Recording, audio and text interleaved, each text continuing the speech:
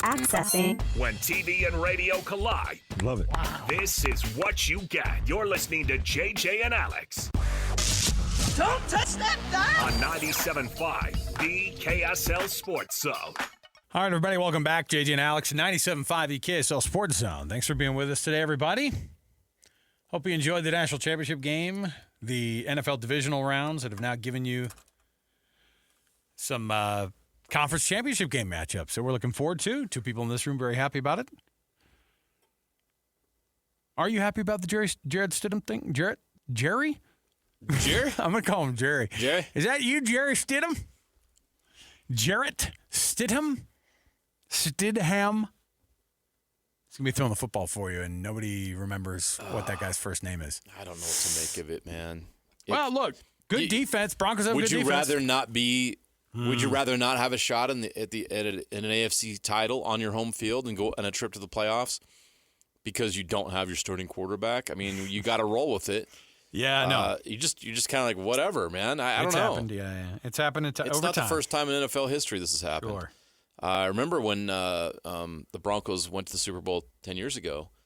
Peyton Manning was not 100%, and Brock Osweiler had to come in and handle some business. So it's not the first time that teams have had to deal with something similar to this. This is pretty devastating because Bo Nix was so important to what that offense does, and the offense hasn't been great this year. So it's hard to have confidence that Jarrett Stidham's going to go in there and light the world on fire because the offense hasn't been great anyway. So as a Broncos fan, am I nervous about Sunday? Or do I like their chances? Not really. But you'd rather be in the mix. But you're there. You're there. You're there. It. So let's see what happens. I mean, this is the opportunity of a lifetime for Jarrett Stidham. This is what you train for. This is what you play for. This is what you live for. And he now has that opportunity. And I think it's been pretty tough. He was pretty vocal when Bo Nix was given the starting job as a rookie. Yeah. He felt like he should have been the starter. And so, okay, well, you get your shot now at the big time. Right. And Jarrett Stidham can win an AFC championship and win a Super Bowl and probably end up signing a contract to be a starter somewhere built off of that. Nick Foles had a lot of success, and notoriety and everything from that. It's completely changed the way you think about him and his career. So these are opportunities, and he's getting it. I'm interested in this whole thing because I've just been fascinated by what the whole process of getting to this spot where, where these teams are, watching these teams play. I think a year and a half ago, you're looking at Bo Nix and you're going, he's going to take a while. People look at, I think, Jackson Dart now. I think like the way they looked at Bo Nix and they're like, could work out, might not at all. Yeah. Who knows? Like, I think there are a lot of people who in Denver, maybe you're in that group that goes, no, I knew he was going to be good. I don't know. I don't think that anybody in this day and age knows that quarterback's going to be good in the NFL until they get there. All right, top of the hour. We're going to chat with our buddy Steve Bartle here. Let's kick off the program officially here with The Cut. We'll jump in and we'll get some thoughts here from our own Steve Bartle. Let's do it. Covering the Utes better than anyone else. This is Ute Insider Steve Bartle of KSLSports.com on 97.5, the KSL Sports Zone.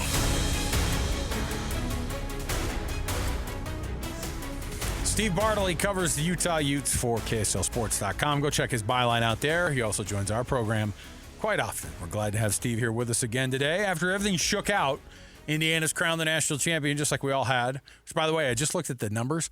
At 100-1 before the year started, biggest or lowest odds for a champion, I think, in 38 years, they said. That's good for college football. Steve joins us here. So many other teams, Steve, are seeing Indiana, and I think to themselves, and I think take a lot of heart in going, you know what? You don't have to be an SEC blue blood to be able to get a national championship these days. No better team to show us that that's the case than Indiana.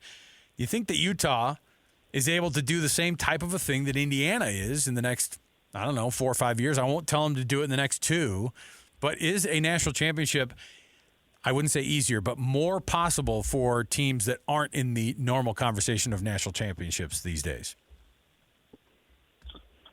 Yeah, I think Indiana winning last night is definitely an eye-opener for college football programs across the country.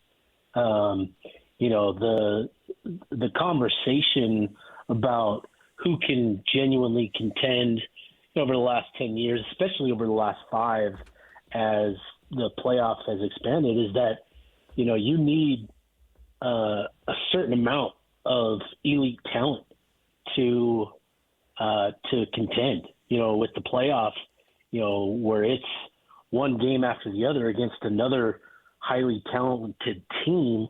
You need that depth, and that's been the dominant thought. The blue chip ratio, right, is something that has been coined by Bud Elliott, and it's been the topic of conversation, each and every offseason is where are these programs at in the blue chip ratio? How many blue chip prospects do they have on their roster? And what Indiana did with Kirk Segretti and Fernando Mendoza this season, completely flipping around the Indiana Hoosiers program in the short order that they did that, is it opens the conversation beyond just talent acquisition, right?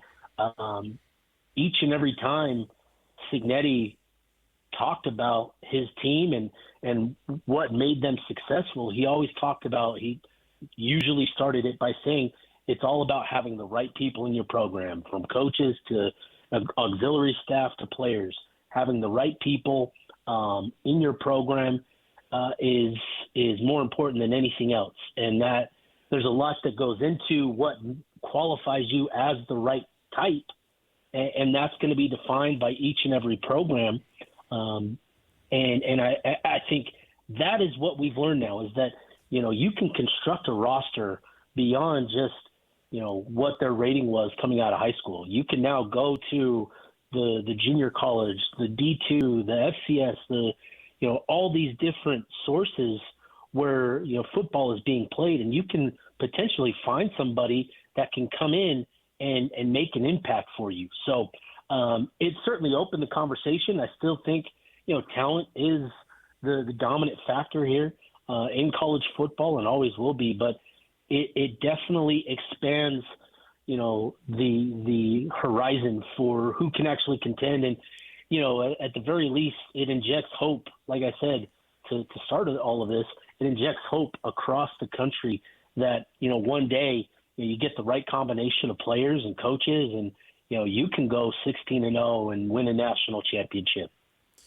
Steve, I now that you were having this conversation about Indiana, it stood out to me during Morgan Scalley's introductory press conference that he mentioned national championship and wasn't afraid to say national championship as a goal that Utah would try to chase during his tenure there.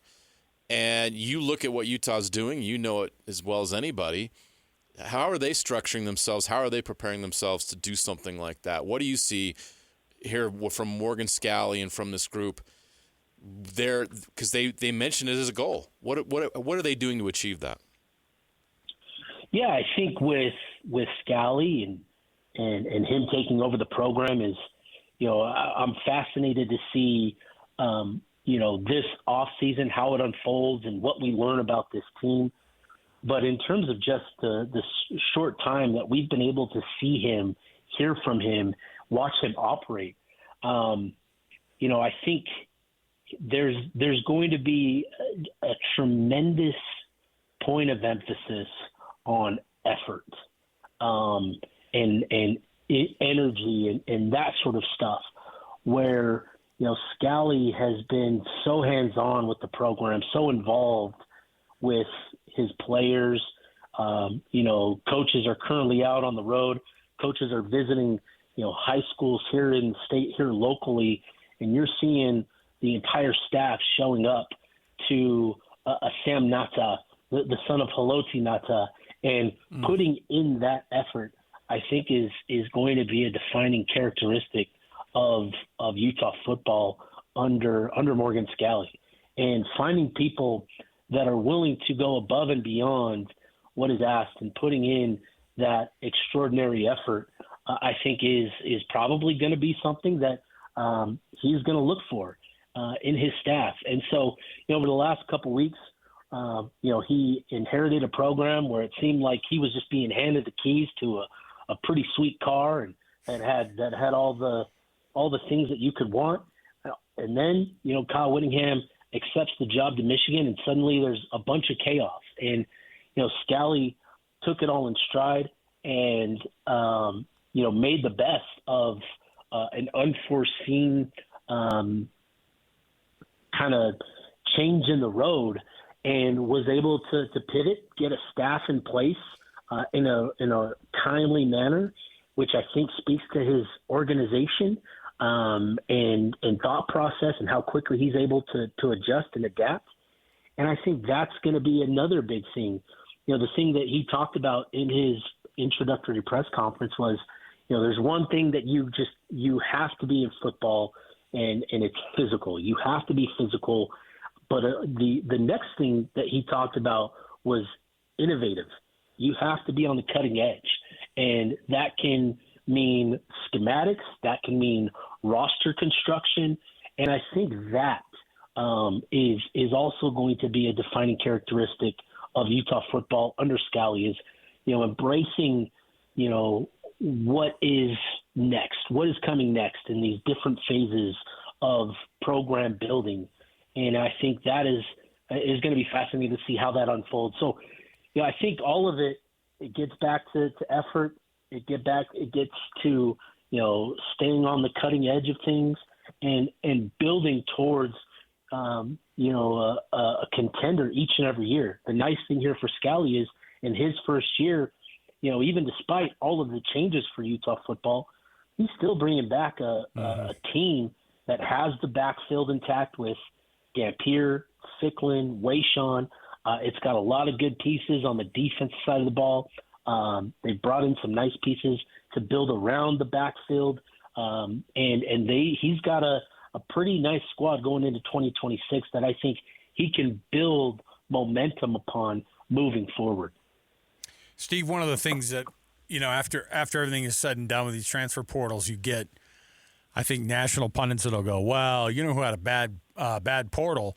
And they'll look at a lot of teams that don't necessarily add the big numbers, or they look at big numbers leaving and they go, well, they didn't get a lot back in return. Overall, where do you think Utah sits in that? Because they're a team that didn't add 50 names from the transfer portal as 50 left. That's for other programs who don't have as much consistency, I think, and that's not really the Utah way. How do you rank this transfer portal, and who do you think the biggest names are for this team that might fly under the radar for most? Yeah, I think, for Scally and Swan and the coaching staff, it's we went into the offseason coming out of the bowl game, having conversations with people around the program. The expectation was there was going to be an exodus of players that could grow to 30 or 40 players, right?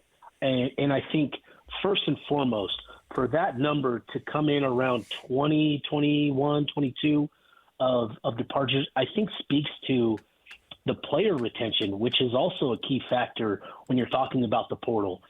Sometimes it's about the players you don't lose more so than it is the players you do or you bring in.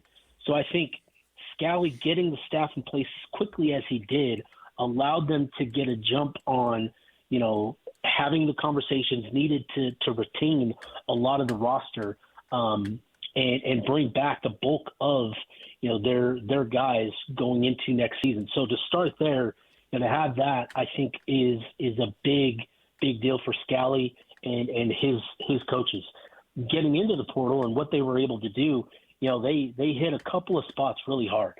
Defensive line, defensive secondary, and then, offensively, they brought in a couple guys along the offensive line and then a couple of guys at receiver. And I think they really hit it out of the park with the two receivers that they brought in Braden Pagan and Kirry Scholes, both of whom have familiarity with Kevin McGivern, the new offensive coordinator. Obviously, Pagan playing for McGivern up at Utah State last season. Scholes was actually recruited and practiced at San Jose State under McGivern while he was still there. So there's familiarity there where you go back to last year and we're talking about Jason Beck coming in and having the guys that he brought with him from New Mexico. Having two receivers come in that have familiarity with McGivern's offense is going to be helpful, not only in instructing, the receivers in the room, but also, in helping Dampier and Ficklin gain a deeper understanding and building that chemistry in the passing game, which is going to be a bigger focal point, bigger point of emphasis under Scally moving forward. But I think defensively, getting back to that side of the ball, what they were able to do is identify guys that they really like, that they really feel fits the identity that they want to continue, but also sort of evolve under Scally. Ethan Day is a defensive end from North Texas that they are I know that they're pretty fired up about. They brought in a couple of defensive tackles, 3 defensive tackles actually, and they come in different. Jamal Wallace, a big 315-pounder, Lucas Samsula, a 305 high motor type of guy, and then there's this other guy, Jaire Moa, who came from San Jose State, who has drawn comparisons to Seni Faunuku from years past as kind of that just disruptive presence. So they feel good about what they've done and added along the defensive line. And then in the secondary, a couple guys that they're really fired up about. Elijah Reed out of Akron. He's a guy that they recruited coming out of high school a few years ago. He committed to Kentucky, then transferred to Akron. Long, tall type of cornerback. James Chenault is another guy that they're really excited about. You look at the secondary now, and there's just a lot of depth and figuring out the puzzle pieces in which combination of 5 defensive backs is going to be a fascinating process for Sharif Shaw and Derek Odom, with those 2 groups. God, that's weird to say Sharif Shaw and Derek Odom, not Morgan Scally anymore. That's weird. Right. But, Yep. but I think that's going to be a fascinating combination or fascinating conversation to follow this offseason is who are the guys emerging in that defensive secondary. Like I said, I think Reed and Chenault are 2 guys to definitely know as we get into the offseason here. The Celeste Moa situation last week and Mark Harlan's reaction to it caused quite a stir. Wanted to get your thoughts on that and how it all played out. How big of a loss is it for Utah, and has there been any discussion about how it was all handled and the frustration that came with it? Yeah, it's been interesting. Obviously, I've been away for the last, it feels like 2 weeks, but I haven't had too many conversations about Moa and how Utah feels about it. But in terms of just what he meant for Utah and the potential down the road, that's a big loss. Moa was a guy. He was the number 1 player in the state. He was, in for a lot of people, he was the centerpiece. He was now the crown jewel of the class, even with Kelvin Obot, who is the highest rated recruit that they've ever landed. He's a 5-star type kid. It was Moa that was considered the crown jewel of it all. To lose him, right? You lose somebody that doesn't necessarily have production or experience, so it's hard to count on him being a contributor. But that was the expectation, and so to suddenly lose that, it's tough. And obviously, given the situation with Kyle Whittingham, and that's where they end up, Celeste and Ice, his older brother who transferred there from Michigan State. It's a tough blow because, again, there were high expectations for him coming here. He was going to be a guy that they looked to sort of be an instant impact freshman offensively, contributing on defense. And so, Utah's had to pivot and had to look for help elsewhere. And that's where, landing a Braden Pagan and a Kyrie Scholes really helps, moving forward. But certainly a frustrating experience because you wanted to have him. He was enrolled for a week, and then to have him hit the portal and that it's certainly a frustrating experience. And you would certainly like to not see, athletic directors kind of chime in on that kind of stuff. But this is unprecedented, right? Like this situation is unprecedented for a lot of reasons, where you've got a guy that is here for a week and then suddenly he's gone and has an announcement that he's committing to a new program while he's still technically enrolled at another university. Just kind of a unique situation overall. But yeah, it's certainly a learning experience to say the least.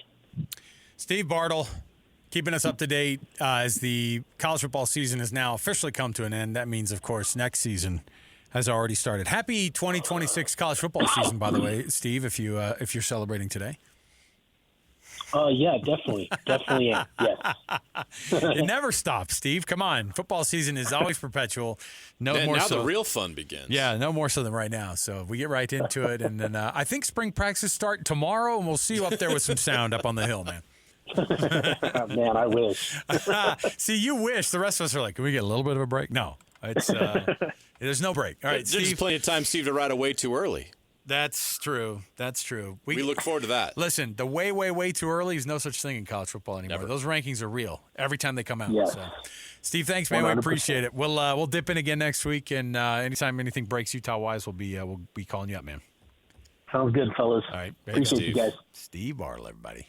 Let's take a break. We'll come back. Got ourselves something fun around the corner. A little hot and cold. That's right. It's coming back by popular demand, and we're going to get this thing going now. You asked for it. We're bringing it to you again. So obviously a weekend where a lot was really, really good and a lot was not so good in the world of sports. There's always a winner and loser. So we'll come back. We'll highlight that next on our Hot and Cold 97.5 KSL Sports Zone. Ladies and gentlemen, The biggest name. You're locked into JJ and Alex. With the insight and analysis on the teams you can't live without. This is 97.5, the KSL Sports Zone. For a moment, our producer, Alex Napolis, fought tooth and nail, but when Hot and Cold kept coming up and it became a thing on the show, Had to give in. Katy Perry became part of the show. Despite his biggest fights, some of the biggest fights we've ever had in the staff meetings have been revolving around this very song. Okay? So, it's been decided. Hot or cold, we want to welcome in a brand new member of the KSL Sports family. Perfect for this hot and cold segment. Bringing warmth home, it's Croft Fireplace. Welcome to the family, Croft Fireplace. Upgrade today with the free basic installation on qualifying purchases. If you don't have, by the way, if it's indoor, if it's outdoor, get it all taken care of. Croft Fireplace can take care of you where warmth becomes home. Hot and cold. Hot or cold? Well, let's talk about some of the hot, all right? The Seahawks blowing up, the absolutely limping in, and it wasn't even enough. All I could think of was the old, remember that old Monty Python skit, "Bring out your dead." I'm not dead yet. Oh, yes, you are. And just like piles of bodies being rolled around. Somebody just hit the 49ers in the head with a shovel. That's right. Just to get the whole thing taken care of. And as if it wasn't, insult to injury, the Kittle, Achilles thing. I mean, during the game, guys were going down. Yeah, it was nasty. And even the Seahawks, by just rubbing off on them, Zach Charbonnet out for the season. Why? Because he played the 49ers. If you're around them, they were around some electrical lines. It's a virus. That's right. You get their injuries by osmosis. So, but how about the Seahawks blowing out the 49ers? Rashid Shaheed is hot. That hottest trade deadline pickup of the season. Okay. So it's much anticipated at my house, right? And it's the second game on Saturday. So we'd already watched one and we're excited for another one. Warming the hands up, here we go. Yeah. And then you don't allow yourself to think, what if Shaheed took it to the house? Nah, it's stupid. Anyway, moving on. Because one, it's hard enough to take these kicks back with the new dynamic NFL kickoff. And when I saw, was it Pinheiro? Is that who their kicker is? The 49ers? When I saw the slide tackle attempt. The kick. I have never in my life seen something so wild. And when I saw there was a flag at the end of the play, I thought, it better be because that dude tried to get a red card. It would have been the first red card in the history of NFL football. But Pinheiro's slide tackle attempt on a streaking Rashid Shaheed, I thought I'd seen it all in the NFL, JJ. I was dead wrong. It was pretty desperate. It didn't You work. know what? I didn't hate it for the attempt. It's the version of, I think there was that Texas A&M Rice game that was played like in the Cotton Bowl in the 1930s when the dude just came off of the bench and tackled a guy who was headed for the end zone. Yeah. It felt like that, where you're like, what did he just attempt to do? And when I saw the whole thing go down, I've seen a lot of chaos at Lumen Field, Questar, CenturyLink, all the different names that it was at some point in its history. That stadium has freaking blown up over the years. I bet that it hadn't been that loud in more than a decade. Wow. At that place. The shaking was there. I would imagine that you can't beat the Marshawn Lynch beast mode run against the New Orleans Saints, but I bet it was right there. It felt like the same energy. You can feel the shaking. Yep. I can't believe how awesome that must have been for that moment. So Seahawks get the blowout win. Your Broncos get the win, and then as soon as they're in the hot segment, they find themselves in a little bit of a cold moment where Jarrett Stidham is going to take over at quarterback, just like we all wanted. Oh, you think Stidham's cold? He literally is coming right off the bench and not having played. Cold. I mean, he's cold. He hasn't thrown a pass in the NFL since 2023. He needs to warm up quite a bit. When he was playing for the Raiders. Did you give any credence to the idea of, but what about Phillip Rivers? Did you think maybe? Everybody started tweeting that out the second it happened. I love look, Photoshop is a beautiful thing. Photoshop of Phillip Rivers and AI is a beautiful jersey. thing. They make him look skinny. They make him look like he's ready. Everyone's asking, can you sign a guy this late? Can you? I don't know. I imagine you could if you had to, right? But they're going to roll with Jarrett Stidham. I know. Opportunity of a lifetime. Here we go. Buckle up. It's crazy. So, bottom line is, you got yourself a matchup here. I'll tell you about another cold performance. The Texans and C.J. Stroud were, well, the offense by the Texans and C.J. Stroud, I mean, they must be absolutely hated in that locker room. The defense is freaking great and lights out, and you make them look bad. You make them look worse than they were. Was it 4 picks by C.J. Stroud? 4 picks and a fumble. 5 turnovers. 5 turnovers and by the Bills C.J. the Patriots gave the ball up too. 3 turnovers, 2 fumbles. The opportunity was there. 100%. When it was 16-21? Or no, Did it was you walk away 17-21? from that game feeling like the Patriots kicked their butt? I didn't. No. It was just like, man, this Texans offense is terrible. I did feel like that the Texans, after winning 10 straight, could have made the argument that if they would have won that game, and they played so poorly. C.J. Stroud couldn't get the ball near one of his freaking guys. I mean, I want to put it on the weather, but Drake May was playing in the same weather. He was playing in the same weather. And other guys were throwing the ball in the wet all weekend, too. Keyshawn Boutte caught a one-handed pass to the end zone for a touchdown in the rain. That catch. /snow or whatever that weather was. I don't like the Patriots, and that was the play of the freaking weekend. That catch was incredible. Insane. Yep. As soon as he made it, I thought, well, there goes that comeback attempt because that was the nail in the coffin. C.J. Stroud's not going to be asked to go down and score 12 more points. There's no freaking way. They were within 5 in the fourth quarter. Yes. They had a chance to come back. All they needed was one score, and C.J. in that offense could not deliver. Now, Dalton Schultz was out. Nico Collins was out. They were banged up bad. Yeah, I get it. But you got to find a way, and they didn't have anything. They had no juice. I was shocked. So your matchups are set. Broncos-Patriots, that feels very much in a weird alt-universe version of that history, right? 10 years ago. Congrats to those teams who've been able to, I mean, there are teams that can't even sniff anywhere near it, to do it with a whole full-blown different staff, different coaches, different everything, different players who are making it happen. Congrats, because getting back is not easy. Being able to do it within a decade of having some of the best players you've ever had at your, who've ever done it, play for your teams to be able to get there, crazy. And then the Seahawks-Rams.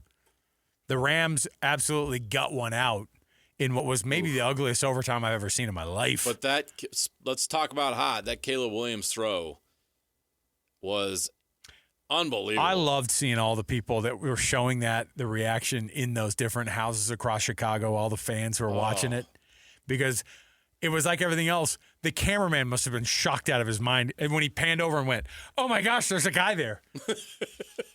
Oh my gosh, Cole Kmet is there.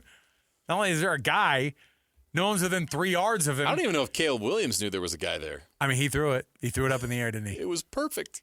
It felt like that 4th and 26 when Alabama beat Auburn That very corner, same corner. Milroe, yeah. Jalen Milroe just tossing it up, Just and you're throw like, it in the corner of the end zone. well, Hope for the best. no way that's going to happen. And the poor pass rush by the Rams.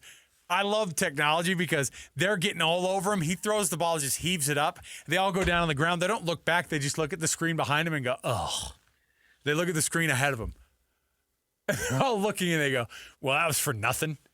I guess we put the most pressure on a guy you could get on a final play of the game for nothing because our back end fell asleep at the wheel back there. Regardless, they get the win. Matt Stafford versus checks notes again to see if Sam Darnold is still alive in the playoffs. The answer is yes. Don't mess with my oblique. I got this thing taken care of. But don't make a mistake about it. Kenneth Walker owned that game. They were and to the credit of Sam Darnold, he put the ball on the money where it needed to be. You got special plays on special teams out of your defense. The turnovers were crazy. That defense is as dialed up as any team across the league. And now that the Texans are out, the number one scoring defense in the league, it looks like the number one defense in this entire set of the playoffs. I feel good about the Seahawks group. They're hot right now. However, I would have much rather taken the Bears instead of a third go with the freaking Rams, with Napolis's freaking Rams. Gosh. I love the familiarity of it. There's going to be an edge to that game, and I think it's going to be great. I can't wait to see what Puka tweets out 4.5 seconds after the game's over. Whatever that's going to be. How did he have what would Puka have said if he was a player for the Buffalo Bills this week? Oh, no, those poor guys. We didn't even talk about that. Well, I think we did a little bit early in the show. Where Speaking of cold. I feel bad. Feel bad for Josh Allen. Cold. Feel bad for Josh Allen. Sean McDermott was shown the door. He's out in the cold. He gets fired. Josh Allen cries at the podium, takes the blame for everything, and then one of his offensive linemen cries in the locker room when he hears that he took the blame for everything. And let's be honest, though, that was probably the worst played game of Josh Allen's career. Not a good weekend to do it. The fumbles were crucial. The Broncos getting those points before the half were crucial in that game, and they're going to remember the controversial interception. But the Bills turn the ball over too much. How about the Dolphins getting a new head coach, Jeff Hafley, hired from the Packers from that DC cold spot? On that. I don't love it. I don't like it either. I really like this guy a lot. I don't like the hire for him as a head coach. Especially if the Dolphins would have been a little more patient, they could have had Sean McDermott. Speaking of being less patient, more patient, whatever it might be, you didn't feel good about what Vrabel could have done for you. Instead, you fire him, and then you hire Robert Saleh, who was fired, 10 minutes ago out of New York? Mike Vrabel was the head coach of the Titans, and they fired him. Robert Saleh. Mike Vrabel, who's now in the AFC Championship game. Robert Saleh is one of the best defensive coordinators of our time. Yes. He's really good. He sucked at New York as the head coach. Was that because of him or because he was coaching the Jets? I guess we'll see. But it's not like the Titans. They just had a Super Bowl caliber head coach they let walk out the door. Yep. So we'll see. Man, the NFL's a wild, wild drama. We'll take a break. We'll come back. We have our top 10 next, right here, 97.5 the KSL Sports Zone. Your home for the best coverage of the Jazz, Utes, and Cougars is right here on the Zone. This is JJ and Alex on 97.5, the KSL Sports Zone. All right, everybody, welcome back. JJ and Alex, 97.5, the KSL Sports Zone. Thanks for being with us. All right. Quick top 10 here before we get to it. Hey, we gotta get some tickets away, yeah? Jazz Ticket Tuesday, right now. Got a pair right now. Going to do another pair next hour. Just going to sneak it in right now. Jazz Ticket Tuesday. Call number 12. 801-575-ZONE. That's 801-575-ZONE. 801-575-9663. That'll get you a pair of tickets to see the Jazz and the Heat on Saturday, January 24th at Delta Center. Don't miss it. 801-575-ZONE. And if you miss out this time, you'll be able to win them in about 35 minutes. Another chance right on the corner. Jazz Ticket Tuesday.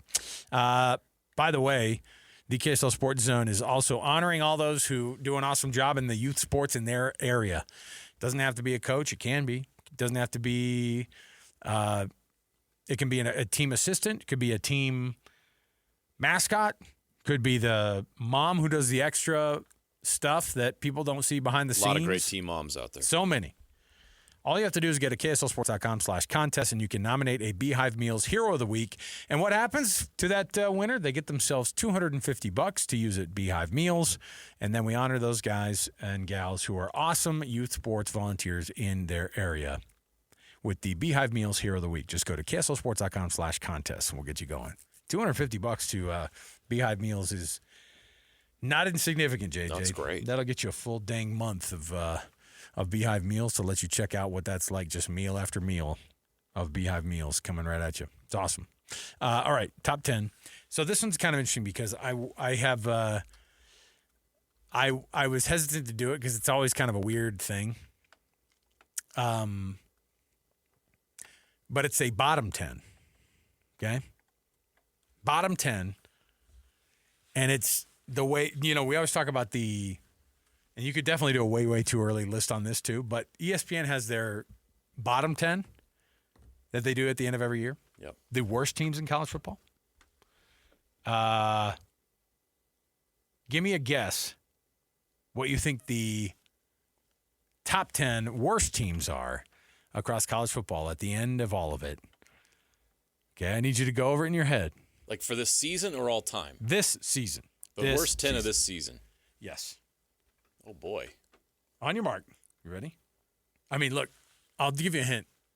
Some of these are just playing the hits. Other ones you're like, ooh, that program needs to get back to where they are. So we'll see. All right. On your mark. You got your timer ready? Get set. Go. Oklahoma State. Ding. Kent State. Scanning. Toledo. Akron.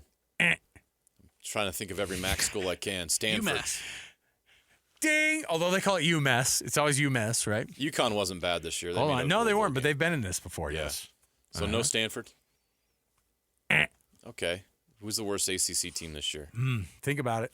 You should know it. Boston College. Ding. Oh, wow. There you go. Who else sucked this year? Rutgers? Oh. Northwestern. Michigan State. Oh. Oh. I got a Who's Mountain. the worst I got a Mountain school? West team here. Who was bad this year? Air Force.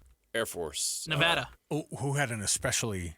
It's in the same state as Air UNLV, Force. Nevada, Colorado State. Colorado State. 2-10. Yeah, that wasn't Ding. good. Okay, we got a ding there. All right. UMass was number 1. 0 wins. They're 0-12. Oof. That hurts. Although my Huskies, when I was a kid, went 0-12 at one point. Really? Oh yeah. Tyo Willingham? Yeah, you got I it. remember. It's a cuss word up there in Seattle. That's crazy. So UMass number 1 at 0-12. Are they number 1 or are they? I mean, they're number 1 on the worst list. Correct. Is that good? Worst. Okay. Charlotte. Oh. Forgot about the 49ers. Forgot about the 49ers. We call them For good reason. the 1-11ers this year. The 1 and because that's what they 11ers. were. Sam Houston, remember when they had such a great start to their They FBS? probably should have stayed in FCS. Probably should have stayed. 2-12. Oklahoma State up 1-11. Gosh, that sounds so weird Is to that say. wild? Georgia State 1-11. Oh. Colorado State 2-10. This you should have gotten. I'll give you a hint. Died of dysentery on the way to their stadium. Oregon State. There you go. Dang it. I didn't realize they were that bad. 2-10. Oof. UTEP. Oh, they're always there. Always How on did the I miss list. the minors? Always on the list. New Mexico State? No, and then the 10th was Boston College. Oh, okay. So, yeah. A combined out of the 10, a combined 8 wins out of the 10 teams. Good job. All right. There are some bad teams. There are really bad ones. We'll take the break here when we come back. Bill Bender, he writes for Sporting News, and he covers college football. A full year of wrap-up all in one spot, and how Indiana has surprised everybody. But did it surprise Bill Bender? We'll come back. More to go. 97.5 KSL Sports Zone.